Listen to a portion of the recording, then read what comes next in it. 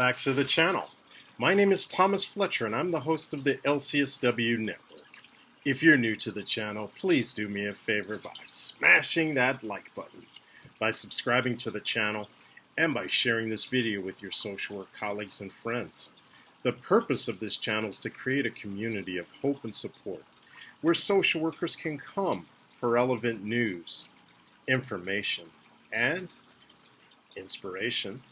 Well, welcome back to Self-Care Saturday. Welcome back to Season 3, Episode 36 of our Self-Care Saturday series. So we are continuing to review excerpts from my book, Self-Care Tips for Social Workers and Other Licensed Mental Health Professionals, now available in Amazon, in paperback and Kindle formats. So in today's show, we will be reviewing an excerpt from Chapter 30 on mindfulness. Yes, mindfulness. Okay, so let's discuss how we can utilize mindfulness for our own self-care. First, let's talk about what mindfulness is, because there are new social workers and other mental health clinicians that are just coming into the field, and they may not have experience with mindfulness. So Dr. Neff defines mindfulness as a non-judgmental, receptive mind state in which individuals observe their thoughts and feelings as they are without trying to suppress or deny them. Mindfulness is all about purposefully bringing our attention into the present moment without judgment. Although mindfulness has been a practice of Buddhist traditions for thousands of years, one doesn't need to practice Buddhism or have any religious affiliations to benefit from it. Over the course of my career as a social worker, I've been exposed to and have attended several trainings. I've utilized mindfulness for the better part of the last 20 plus years in my practice. I remember back in the late 90s and early 2000s, co-facilitating dialectical behavior therapy, or DBT groups. That was my first exposure to the practice of mindfulness.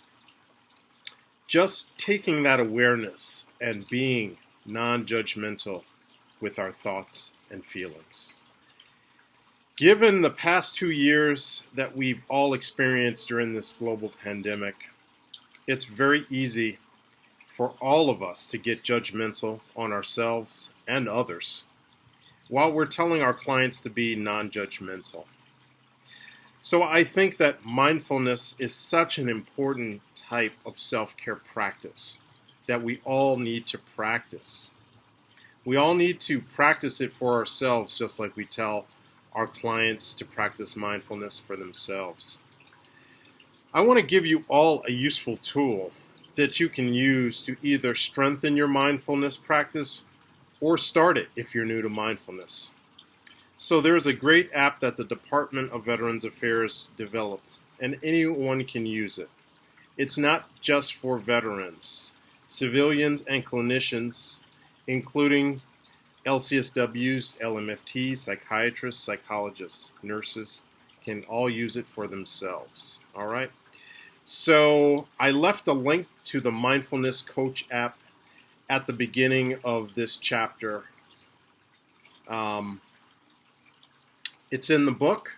So what I will do is, at the end of this video, I will leave a link to the original video that this chapter is based on.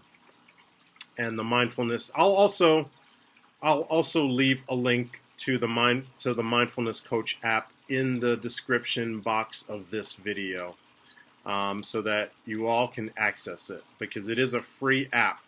Okay, so take a look at it. It's great.